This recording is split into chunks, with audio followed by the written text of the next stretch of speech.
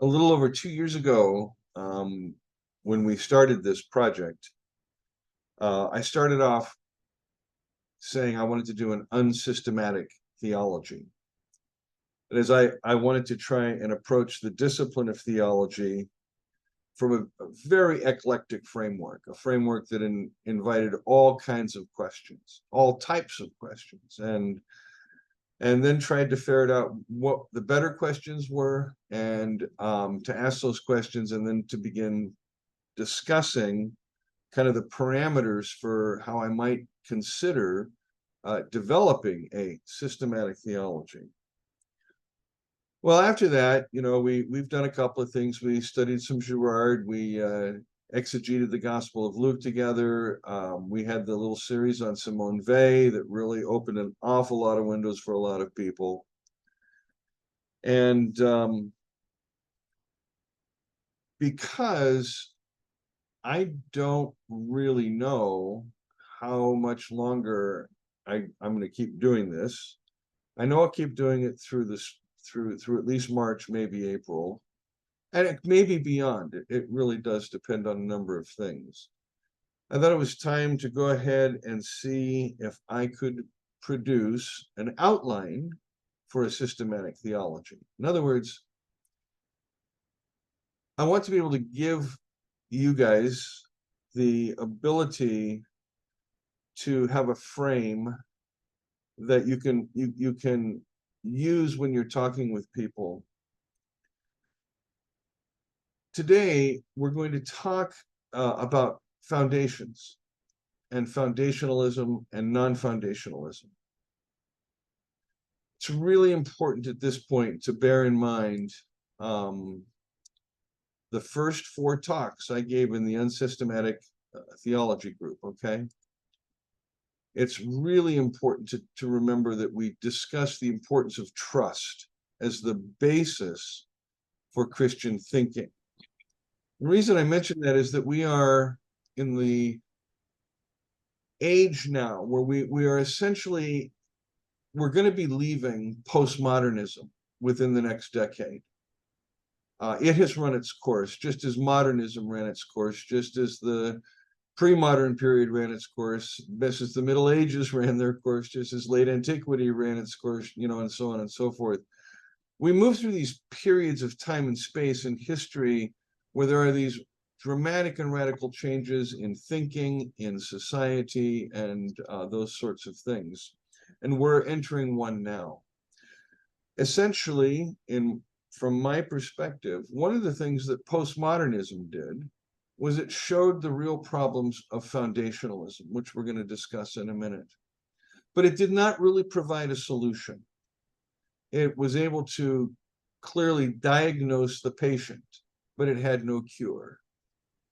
And so as we move into a postmodern period where truth has become perhaps the most abused word in the English vocabulary, we have come to this place that we no longer are able to believe in anything. And when we talk about belief or we talk about faith, it's often, almost always, in terms of the mind, of the intellect, of language. So I want to start by saying, if we're going to do a theological frame, rather than beginning abstractly, which is what tends to happen, where we sit down to write a book, perhaps, and we're going to talk about God.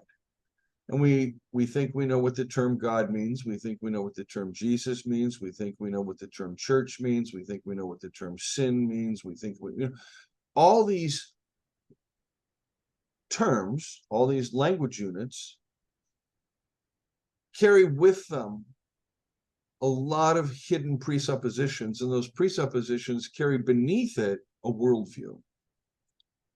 And again, that's one of the things I was really trying to get out when we were back together in the first 9 months when we were doing unsystematic theology. I was trying to penetrate down past presupposition to worldviews, so that when we begin to talk about the gospel, we're able to do it in such a fashion that it, in a sense, it is a supra worldview. That is, it's a meta worldview. It's a worldview that encompasses and critiques and even perhaps redeems other worldviews. But it is not to be confused with the way we humans conceive of reality, capital R. And so rather than begin abstractly, I want to begin very, very concretely with the example of a congregation that is caught up in the issue of foundations. That is, what is the basis for this thing called Christian life or Christian existence? Where does it start? How do we know it starts there, and what is it? And that church is, of course, is Corinth. Corinth, in many ways, was fascinating. Today, Corinth is inland. And when you go visit ancient Corinth, you know, I mean, you're rather a distance from the sea. But in Paul's time, of course, the sea would have come up to the boundaries of ancient Corinth, and it was a major port. It was kind of like San Francisco in the 1890s or New Orleans in the 1960s. It was a raucous place, Corinth was. You can still walk down the marble promenade that Paul would have walked down, and the guides seemed to take extreme delight in pointing out that there was the men's bathroom and there was no ladies' bathroom. So on the main promenade, as you're walking down with all the stalls and the shops and various things, they had a men's room, but they did not have a ladies' room. And I to this day, I still don't know how the women in Corinth went to the bathroom. I just don't know. Maybe they didn't. That's a joke. All right, you're not laughing. At any rate, in Corinth, which Paul had established just after he established the Thessalonian churches in 39, 40, there is a delay. There is a period of time where Paul is not in Corinth from 41 until 50. For 9 years, Paul's not visited Corinth. And between 41 and 50, we know that an event took place that shook the Apostle Paul's world to its core, and that was the incident in Antioch. And we're familiar with that from Galatians chapter 2, where Paul has to stand up against the Jerusalem church and their influence on the church at Antioch, and the insistence of the Jerusalem Christians that in order to follow the gospel, you had to first follow the Torah. You had to essentially become a Jew first, then you could become a Christian. That was the problem of Jewish Christianity, was that it insisted upon this ethnic conversion, this religio/ethnic conversion, prior to one being able to follow Jesus. For the Apostle Paul, that was anathema. And as we shall see over the course of this series, Paul gets extremely angry and very vitriolic at the Peter James Jerusalem church tradition. When he writes 1 Corinthians, he's been made aware of the problem. I'm not sure that he's aware of the extent of it yet, because he's really quite gentle in 1 Corinthians with regard to Peter, especially Peter. However, in 2 Corinthians chapters 10 through 13, he's on fire, and he's going to refer to the Jerusalem apostles as servants of Satan. By the time you get to Galatians, he's so angry, he's so mad, that there are times when you're reading the Greek text that you can feel the slippage, because he's so angry, he's talking so fast, the scribe, is trying to keep up. And in that letter, he says, these guys want the Jews circumcised. I wish they would just go all the way and cut their dicks off. Now, that's pretty strong language. That's very, very strong language. And by the time we get to Philippians, Paul ends up calling them dogs, which was the ultimate slur if you're a Jew, except for calling them pigs. Paul has in the years 50, 51, and 52, when he's writing these letters, he sees his mission threatened. Because his mission and the mission of Jerusalem Christianity were two entirely different missions. The Jewish Christians were trying to bring the Gentiles into Judaism so they could be Christians. That is, if you kept a kosher table, kept the Sabbath, and were circumcised, then you got to participate in this Christian Eucharist and the larger Christian community. But if you weren't, then you didn't. Now, you know from the New Testament, the Jewish Christian literature in the New Testament, the Gospel of Matthew, Jude, James, 1st, 2nd Peter, and the book of Revelation in particular, those books, they are very much oriented toward attaching Jesus to a prophecy fulfillment scheme and saying that Jesus fulfills these Jewish scriptures. They're very much attached to that kind of thinking. Whereas for Paul, the writer of the 4th gospel and the 3 letters, Luke, the writer of the Gospel of Mark, and in a more or less fashion, the writer of Hebrews, they see the cross and the death and the resurrection of Jesus in quite a different light. And it's not the inclusion of Gentiles into Judaism by means of Torah that creates this new body. For the Apostle Paul, it's the gift of the Spirit. The gift of the Spirit replaces circumcision. It's those who have the Holy Spirit that are now part of this body, whether Jew or Christian. And Paul when he came to Corinth, remember, he came to Corinth just after he left Thessaloniki in 41, and he writes 1st and 2nd Thessalonians. So when he goes to Corinth the first time, he's preaching the message that we know from the Thessalonian letters.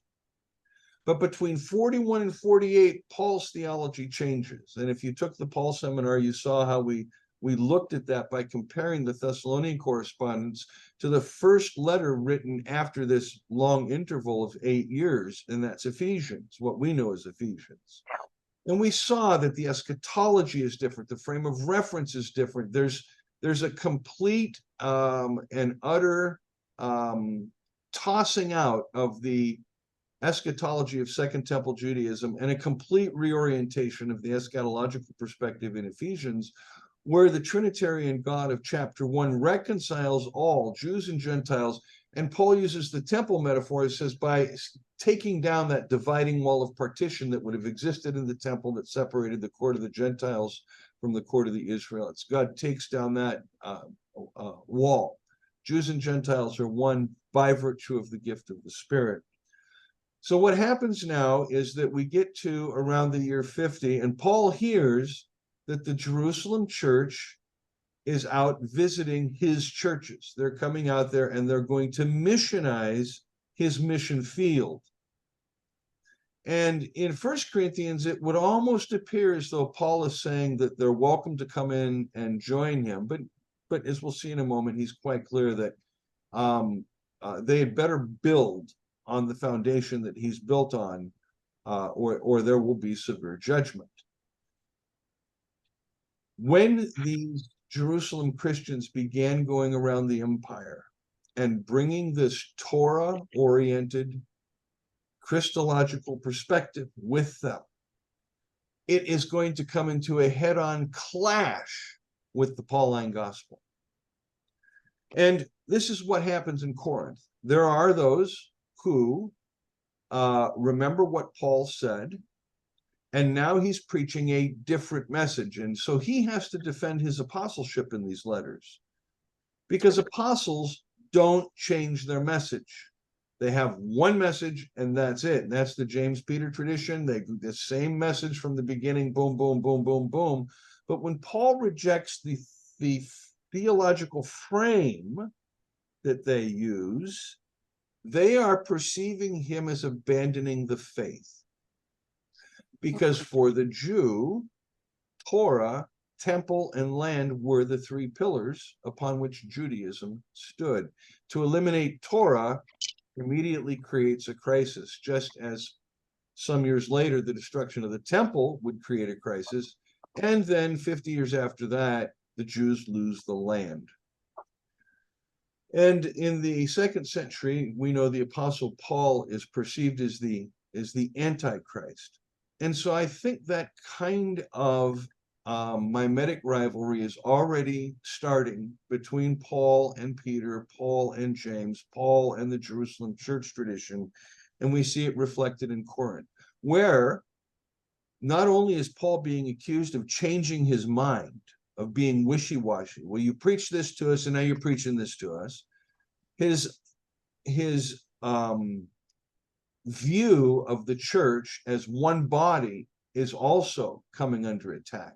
And there are groups forming in Corinth. There are groups that say, you know, I am of John.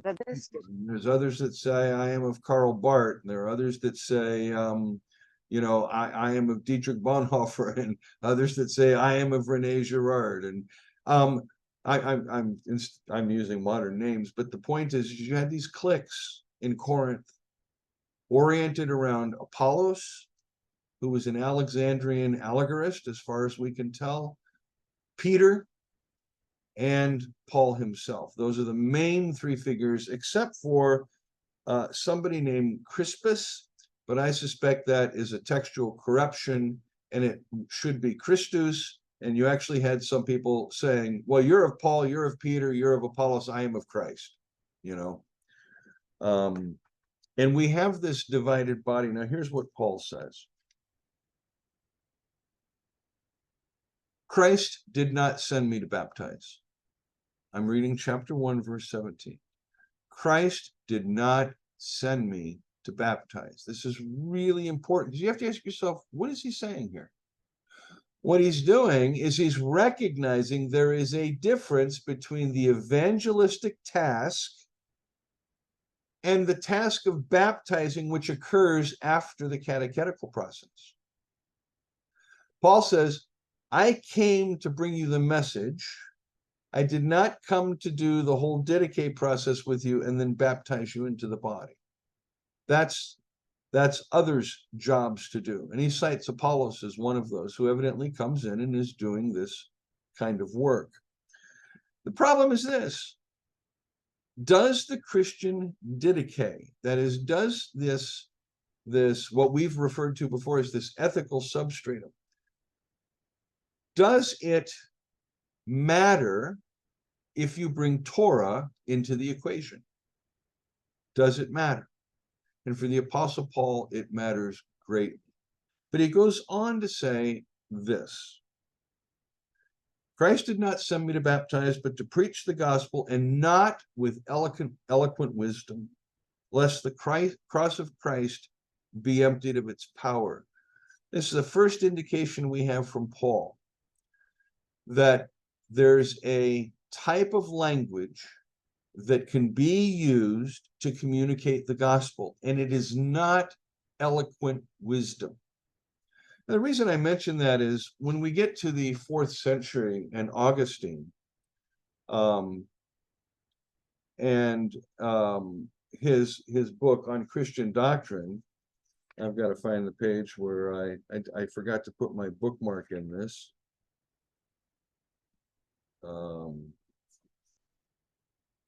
Shoot. You know what? I'm going to have what Augustine does. I'll bring this up next week because I want to work on this next week. What Augustine does is he says, look, there are 5 major rhetorical things you need to do when you preach the gospel. By the 4th century, Paul's admonition that the gospel not be preached with eloquent wisdom has been completely forgotten. And Christian discourse or rhetoric has been brought into the sphere of Greek rhetoric and philosophy. I want to get back behind that. I want to get back to Paul. I want to ask, what's the problem with language? What's the problem with wisdom, eloquent wisdom even, when it comes to preaching the gospel? And this is what he says next.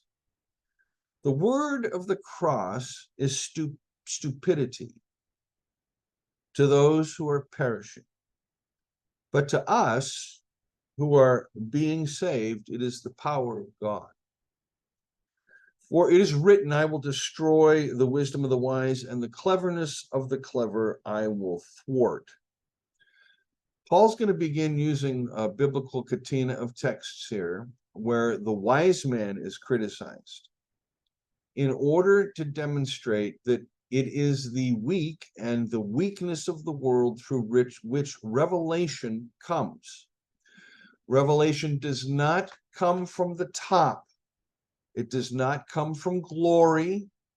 It does not come with perfection. It comes in weakness. It comes in blood. It comes in sorrow. It comes in grief. The message of the gospel, its frame of communication is death. And so Paul will continue to say, the wisdom of God, in the wisdom of God, the world did not know God through its wisdom. That is, it's wise, but it couldn't figure out God's wise ways in its infinite wisdom. And it pleased God through the stupidity of what we preach to save those who trust. He says, Jews demand signs and Greeks demand wisdom. He says, but we preach Christ crucified. We preach Christ crucified. What were the Jerusalem Christians preaching? What was the heart of their gospel? Where is the beginning of their thinking? Well, when you go back to the book of Acts and you look at the types of sermons that we find early on in the, particularly the Petrine sermons, Peter's sermons in the book of Acts, one of the things we see is a real emphasis on the death of Jesus. We do. But that's not where the emphasis is really to be placed in the Jewish Christian sphere. Rather, it is on resurrection. It is the resurrection of Jesus, the herald of the eschatological age, who is coming to bring judgment and this kind of thing, that is for the Jerusalem church the starting point. They begin with the risen Christ. Their risen Christ is a Christ of glory, which is why Psalm 110:1 is so prevalent in that tradition. I mean, it's prevalent in the New Testament itself, but it's really prevalent in that Jewish Christian tradition. Psalm 110:1, the Lord said to my Lord, sit at my right hand until I make your enemies a footstool for your feet.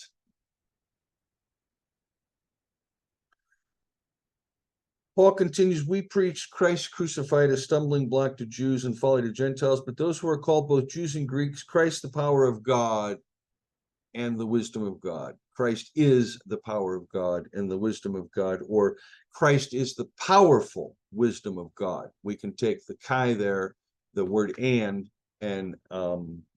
recognize that the power functions adjectively, the powerful wisdom. Christ is the powerful wisdom of God. And this word power is going to become important in a moment.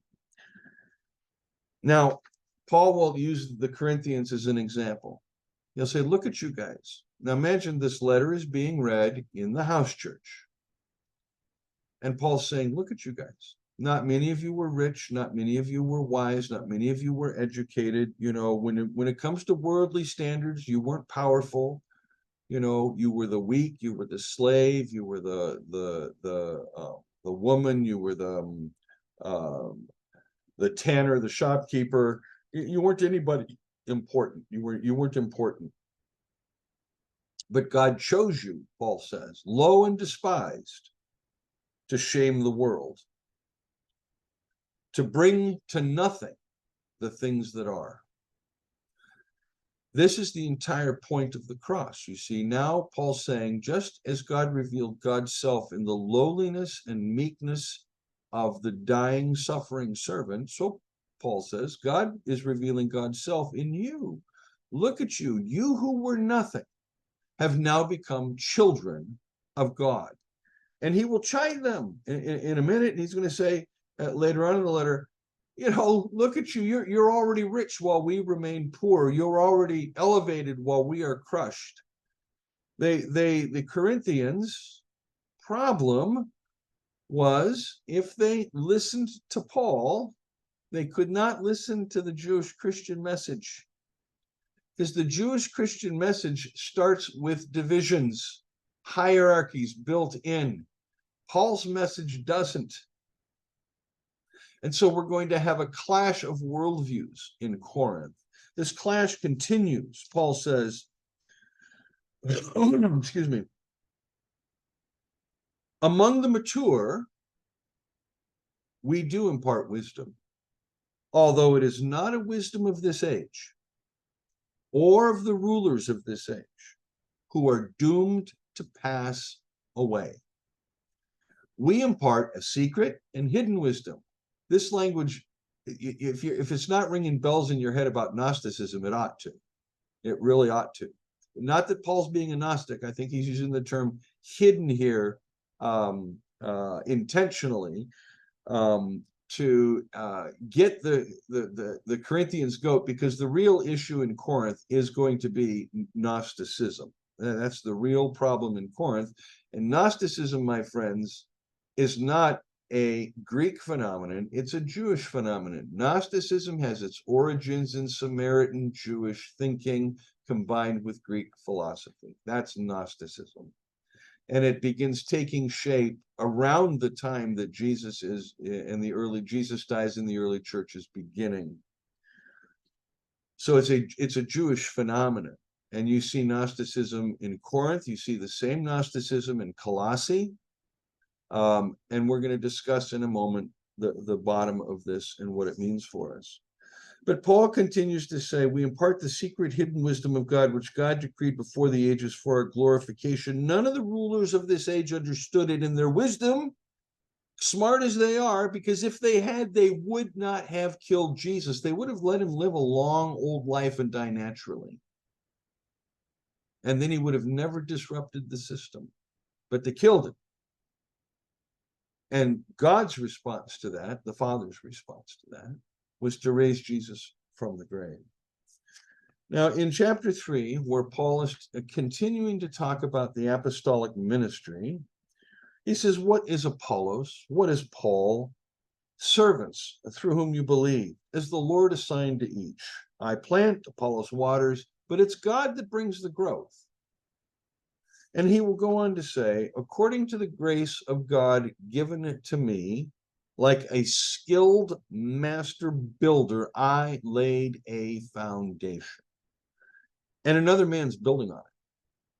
Let each man take care how he builds on it. Now, I'm going to paraphrase here. I'm not going to actually either translate the Greek text or read an English text. This is Michael talking. According to God's grace, I'm really good at laying a foundation. I know how to lay a foundation. I'm a skilled master craftsman at that. And anybody that comes along and wants to build on that foundation, they better do it right. Because if they don't build on my foundation correctly, when we all stand before the Lord, they're going to have nothing to show because they built incorrectly. However, to those that build correctly on the foundation I, Paul, laid, when we get to the pearly gates, why, we get bank accounts and all the other wonderful things that go with that. That's Paul's argument. And then he says, if any man's work is burned up, he will suffer loss, though he himself will be saved. What's Paul saying? He's saying you can have a ministry. You can have a whole lifetime of ministry. But if you've been building the building wrong on the foundation, so that there's an incongruity between the building and the foundation, poof, it all goes up in smoke. The foundation lays the parameters and shows us how high the building can go, how wide it can go. You can't build out beyond it or it will collapse. You can't build it so high or it will collapse. There's a proper way to build, Paul says, and he will continue. Don't let no one deceive themselves. He says, if you think you're smart, you better become a fool. Because only the foolish, only the broken, only those who experience life's hardships can actually build on that foundation. People or Christians who have happy lives where everything is nice, middle class, everything just keeps going along the same thing every day, and we go to church and praise the Lord every Sunday and everything's fine. That's notion of stability. That's modern Christendom. That's medieval Christendom. That's Christendom. We all want stability in our lives. Paul says if you have it's in essence, he's saying if you have a stable life where everything is fine, you will not be able to do Christian theology.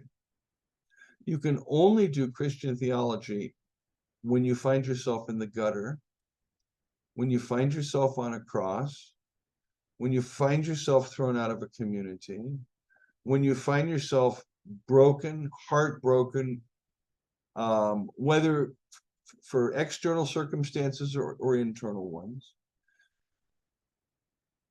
Because the gospel is about salvation and salvation is about healing, only those who've been wounded and broken can comprehend the wisdom of God in creating this message that's going to go out, a message that has to be free from Torah.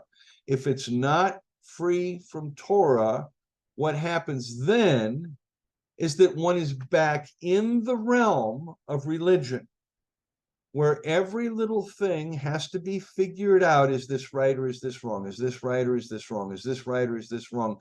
And the moral code becomes the message. You with me so far? Anybody? Anybody? You're all blanked out. Okay. Good. Okay. Now, this foundation that Paul wants to lay, he says, is Jesus Christ.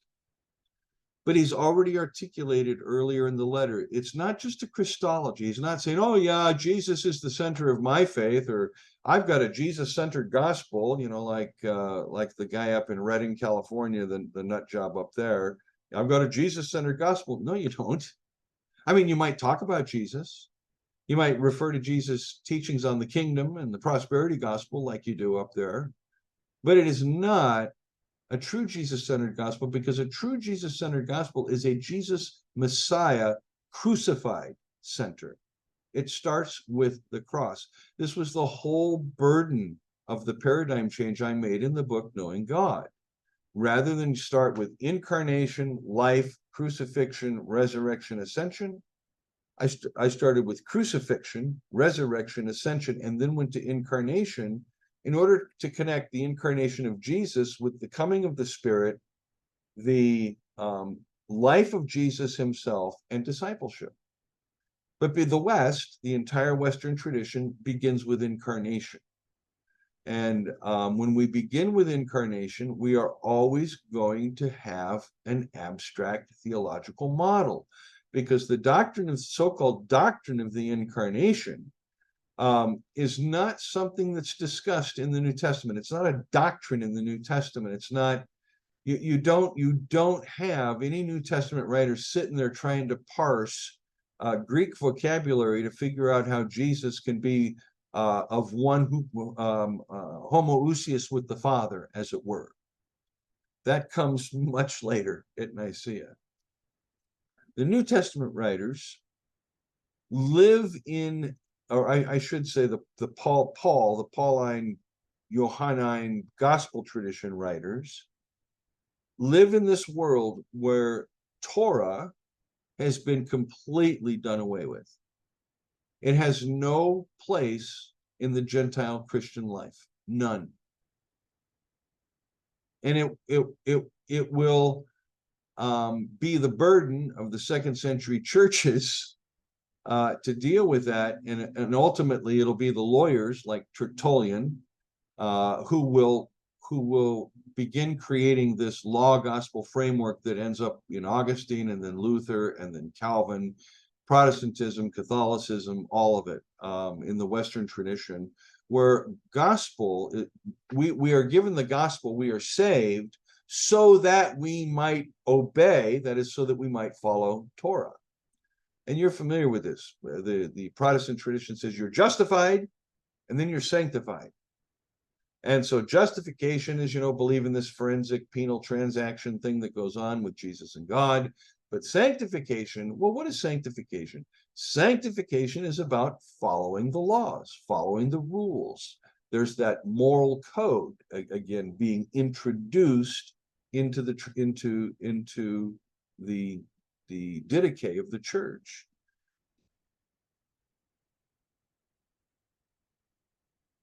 I'm kind of tempted because it's already 3:37 and I have gone through only one of the 5 points I wanted to make, but I'm going to carry on. There was a book written in 1984 by George Lindbeck. He was from Yale Divinity School, very, very, very excellent systematic theological thinker. And he notes that when it comes to the early church, when they discussed rules, if I could say that, when they discuss rules, Lindbeck says these come under practical doctrines. And Lindbeck distinguishes between that which is ontologically true, that's something that's true in and of itself, like God is one. That's an ontological statement. From language having to do with living life. So I want to read a paragraph here to show you. And I want you to pick up where you think that I think Lindbeck left the path. Here's the paragraph. And this is from his Nature of Doctrine book.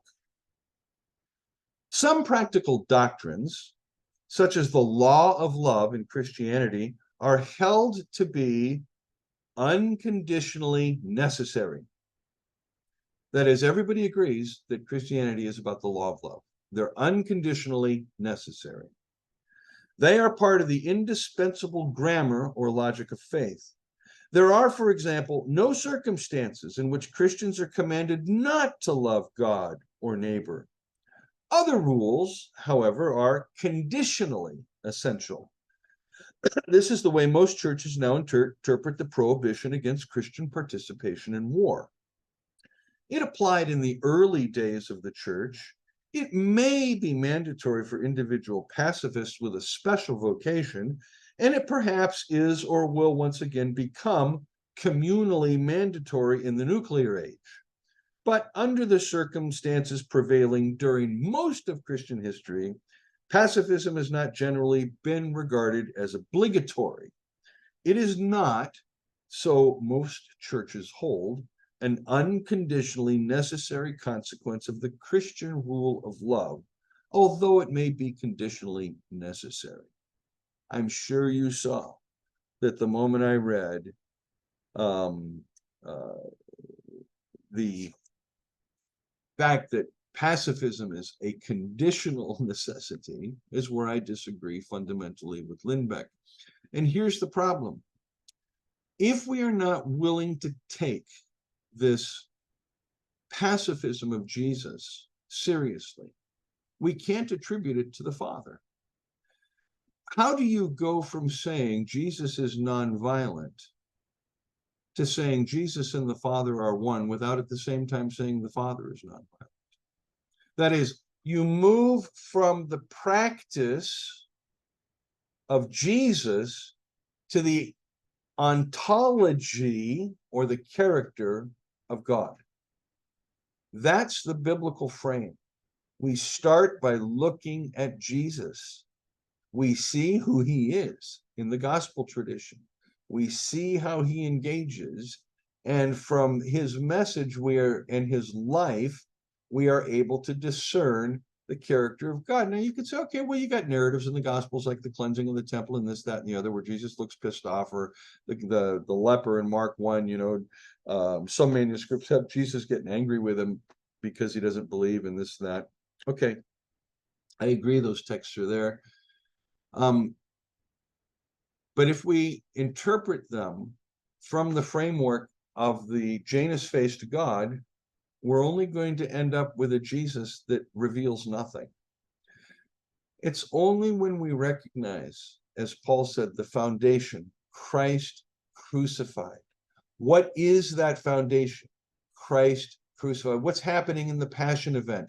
The scapegoat mechanism is being revealed. That's number one. That is definitely happening in the Passion event. When we went over this in Luke, and we've gone over it in some other talks, we've noted the similarities of structure in the Passion narrative and mythology, and how the gospel is the science of reading mythology, as Girard puts it, or it's the anti-myth. Okay? It's good news. It's the good news of the loving God opposed to the Janus-based gods of religion. This Christ crucified also has a second component, and that's the ethical component. Father, forgive them. They don't know what they're doing. This forgiveness is directed to the entire group of people out there, all of them, every last one of them, including those who fled, those who denied, and those who betrayed. It includes the Roman soldiers. It includes the Pharisees. It includes the Sadducees. It includes everyone. And that's how we're able to extrapolate that God in Christ was reconciling the world to God's self. How? By not counting sins against humanity. That is, in addition to revealing the scapegoat mechanism, the second thing this foundation does is it starts from a place of forgiveness and non-retaliation, non-violence. This is essential because the cross of Christ reveals the character of the Father. That's the foundation. But if you come bringing Torah into the Christian tradition, you are also bringing a Janus-faced God into a theological model that has rejected that violence. You're now trying to fit a square peg in a round hole. And that was the problem in Corinth. When Paul came there, remember this, he laid that same foundation that Peter and James did. He laid that Janus-faced God foundation in Corinth. That's where his head was at. He was still there in 40, 41. Okay? He will learn differently in the years in between. And so when he comes back to visit, he has this beautiful message, and they're confused. Well, we would have been confused too. I mean, when Paul first came to us, he said this, and now he's come back and he's saying something different. Paul went and got himself liberalized from the perspective of the Corinthian community. But the foundation upon which any theological statements are to be derived has to be this cross. That is, the cross functions as the episteme, the ground of knowing. And what does the cross do to our knowledge? It crucifies it. Everything goes in the cross. Everything dies. Everything related to this age, to human history, space and time, culture, language, it's gone. Why?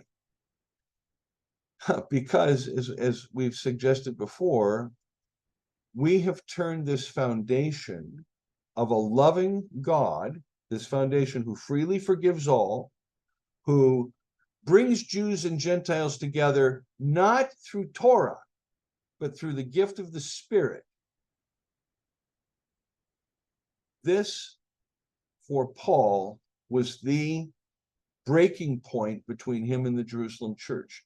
It would continue to be the breaking point in Marcion. It would continue to be the breaking point in the 2nd, 3rd, and 4th centuries. It's a breaking point with Augustine. Luther really saw this. Luther was the one reformer that got this. The Anabaptists, second, when they said the Sermon on the Mount's the new law, we're not going to follow Torah, but we've got a new Torah, the Sermon on the Mount.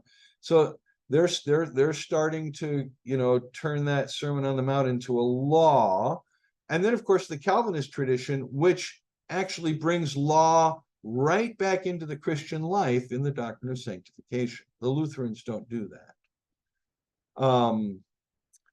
So Luther would be the only one of the reformers that really saw the importance of distinguishing the law and the gospel. And then, of course, as we move through the next 500 years of Protestant church history, what we find in the so-called conservative liberal divide is really a question of morality. Are there universal laws, universal principles, biblical principles, absolute truths that we can know, that we can live our lives by? And of course, the liberal tradition would say, no, there isn't, except for, as Lindbeck pointed out, the law of love. And of course, the conservative tradition at that point is saying, well, if you don't have any law, you're going to have anarchy and chaos. And the answer to that is, yes, you would. Yes, you would.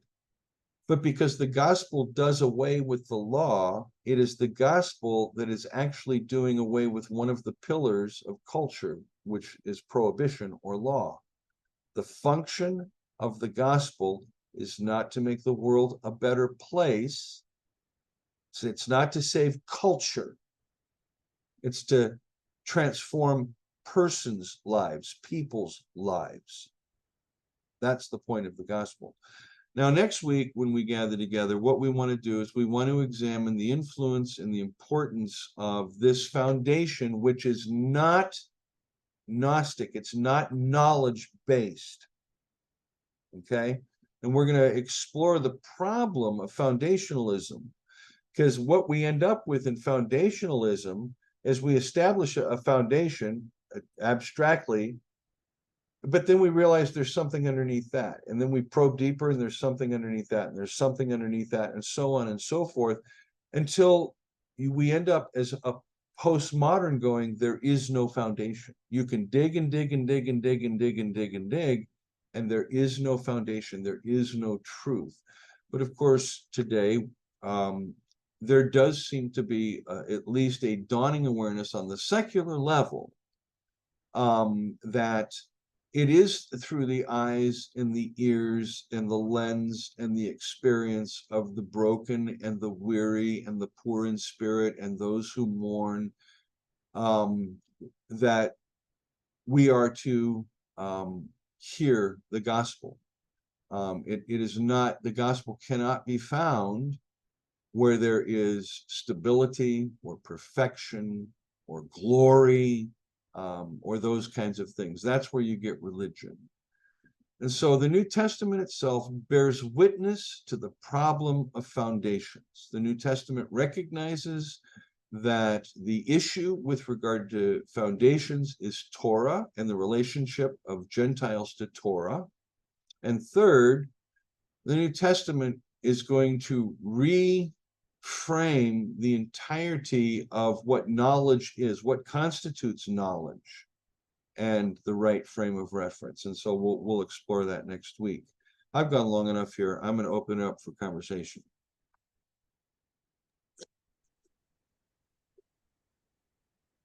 Crosby. Interestingly enough, I just finished a pretty enjoyable, light but deep read about the Athonite monks in Cyprus or Crete or whatever. And brother, what you just said is just right down the middle of the alley. And for me personally, very timely, confirming, just amazing. The language, of course, is slightly different, but the premise that you're putting forward, right down the middle of the alley. And Steve, you're going to leave me with a 4, 6, 7, 10 split if you say that. Oh, okay. No. In the sense of, maybe it's new to us, but that's because we've been so deformed for so long, and this is as solid, Christian doctrine as could possibly. Anybody who called by the name of Jesus needs to get this. Yeah, and I really hope everybody here, I think everybody here is in the Crosby Cafe, because Steve on his Monday morning musings has done some really great stuff on Greek philosophy. I appreciate it. Thank you. But it's given me a lot to think about it and today, and some pretty juicy one-liners you had in there. Mr. Partridge.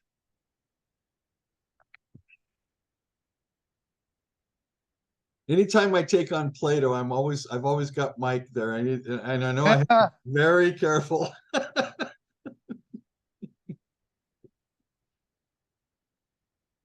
I'm sort of trying to pick out what I think the key points there. There was that line that our presuppositions carry with them a worldview. And I think more and more I'm coming to realize that a lot of what passes for theology is actually built on the foundation of a basic assumption that can't be proved or is patently false.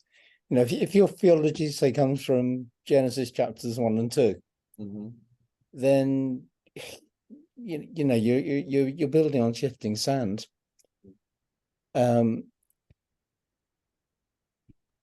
I heard somebody talking about the Gospel of Matthew, and they said something interesting about the gospel. The gospel is proclamation. It's not it's not a message that you're sort of evangelizing people with. It's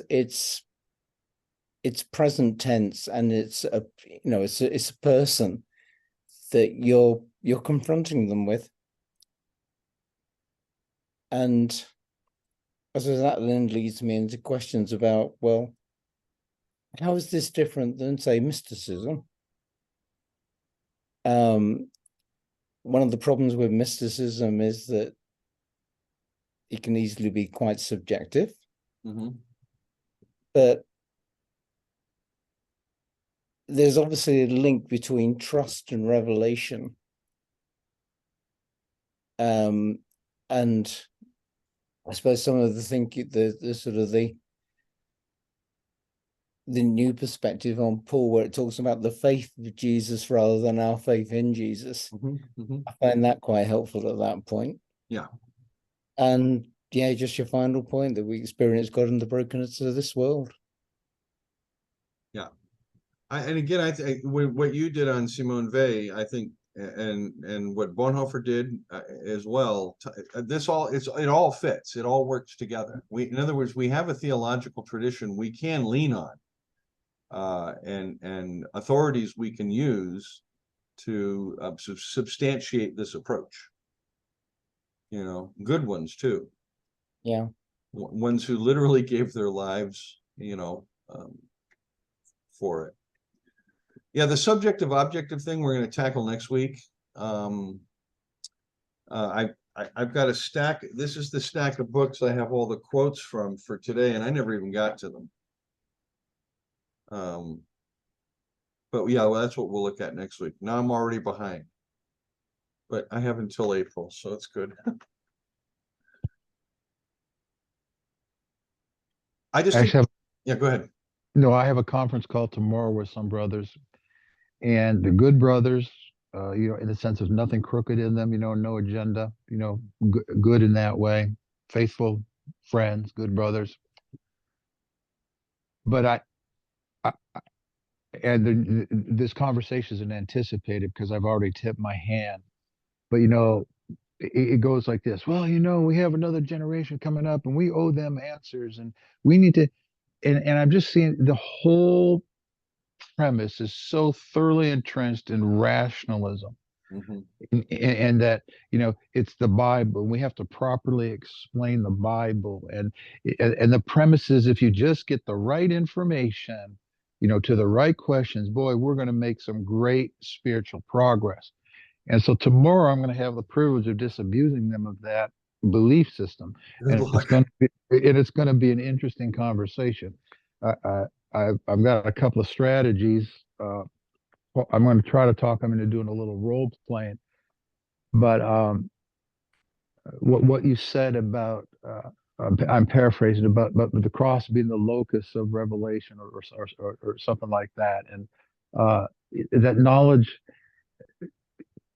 I do like the Greek metaphor analogy of two lungs connected on either side of a heart, and that knowledge comes from the heart, and there's a place for rational thought, that's like one lung, and there's a place for mysticism, which is another lung, and they're kept breathing because the revelation of the cross and the heart is a place where real knowledge comes from, not Mhm. the acquisition of superior layers of Bible info. Mhm. While we are not opposed to Bible info, it's like one wing on a bird.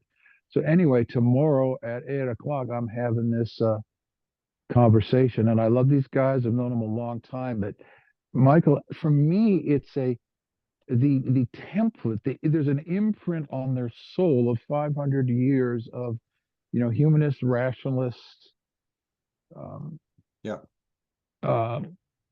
foundations, Mhm. or even foundationalism as a philosophy. Mhm. Mhm. And it really is, if you think about it, even pray, because it's a what's the word for imprinting with the ring? It's like Oh, the it's signet ring. Yeah. yeah, it's like it's stamped on their psyche. So it's not Yeah. even like their minds are resisting. It's like they can't help bring their genealogy to the conversation, if I can put it that way. Yeah. And so I have to tomorrow, and I have a good relationship with these guys, but it's basically I got to reveal these guys to themselves Yeah. and their presuppositions, because the very way they're asking the questions proves they don't understand. And the very premise that they're approaching everything on is a dead end. So anyway, tomorrow at 8 o'clock in the morning, that's going to be my convo. Very timely conversation for me. That's 8 o'clock Central Time for those of you that pray. Yeah, yeah, seriously. Thank you. Who do we have on iPhone? Who is that? I'm on my phone. No, I know I see iPhone, but I don't know who it is. The picture's too small. I can't discern who it is. You gotta unmute. I'm Butch. Oh, Butch. Hey, buddy. It's my first. It's like my second time in all these years I've been able to do this.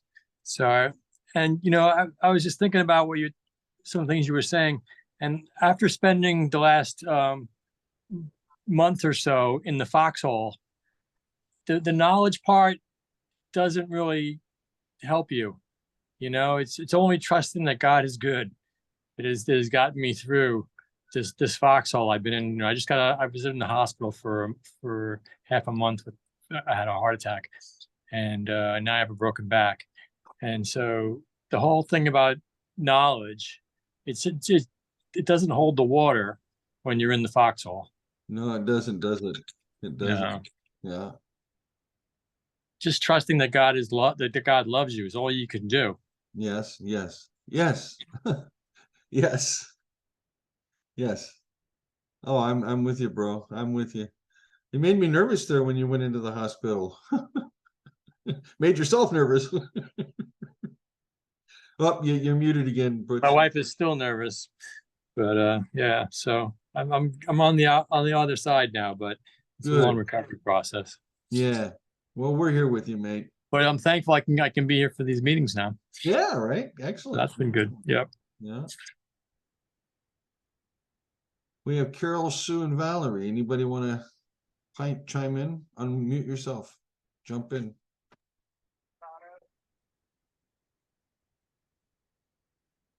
I think the thing about chips, etc., is so very true, but most people don't want to hear that part. Mm. They want the lovely life where everything works out just fine and Yes. la, la, la, la. Not, not in my life. No, not in mine either. No, ma'am. Who do you have there? That is Bella, Ah, okay. who likes to sit on my shoulders. Oh, how funny. You're in one of those interesting fake background things, so the dog keeps disappearing off your shoulder. I know. The weird thing is, I don't remember putting a background there. What have I done? I don't know. I don't know either, Carol Sue. Not a clue. Right. Oh, yeah. Good to see you again, girl. Nice to see you too. Yeah, good to be back.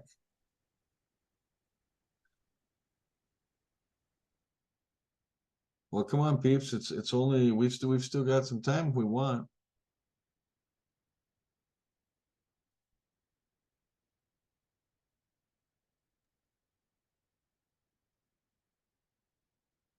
Is that it? We That's- done? I suppose part of the problem is we're not quite sure where you're going to go with this. I'm not sure where I'm going to go with it week by week. Yeah. It's a process of discovery. Because I've been dipping into two things recently, and I'm Mhm. still working my way through Ford's commentary on Revelation, which is Right. fascinating. But I also picked up a book about the Book of Romans, by Daniel Kirk, Romans for Normal People, and it's good. He's Is it? basically he's basically looking at the Book of Romans, completely ditching the Romans road and all that, Yeah. and viewing it through the new perspective. Oh, And wonderful. as basically Paul arguing his case against the ideas of the Jerusalem church. Mhm. Oh, I've got to get this book. Mike, can you send me a link? Yeah, I'll send you the details, no problem. Love it. But obviously one of the phrases that keeps coming up is that we're saved through the faith of Jesus, not by faith. And that seems like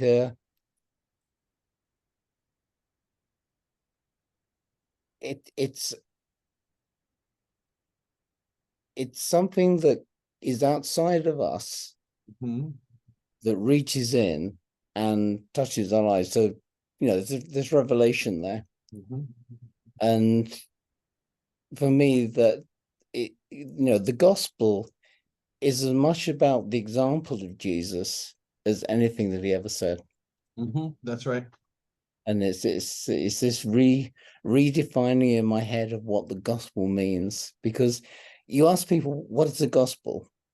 And you can ask 10 people what the gospel is, and you get 12 answers. Yeah, right. And yet at the heart of it, it's good news. There's something very simple there that we just find it either hard to get our heads around or hard to believe is true. Yeah. Yeah.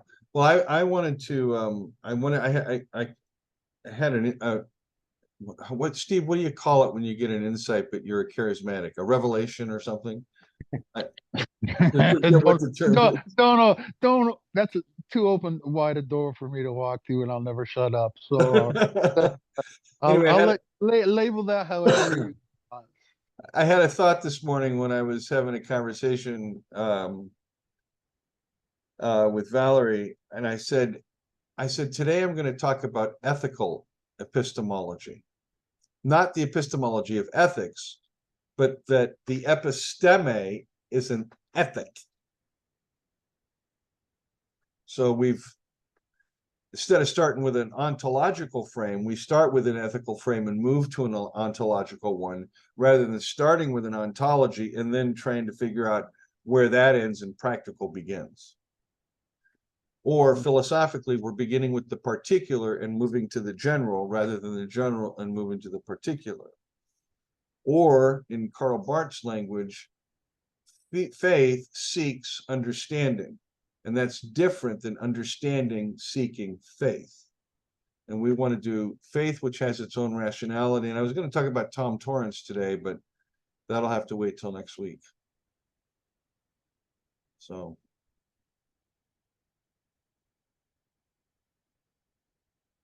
Well, shall we call it? Anybody else? We good? Butch, good to see you, buddy. Good to see you. All right, gang. Well, I'm going to stop the recording here and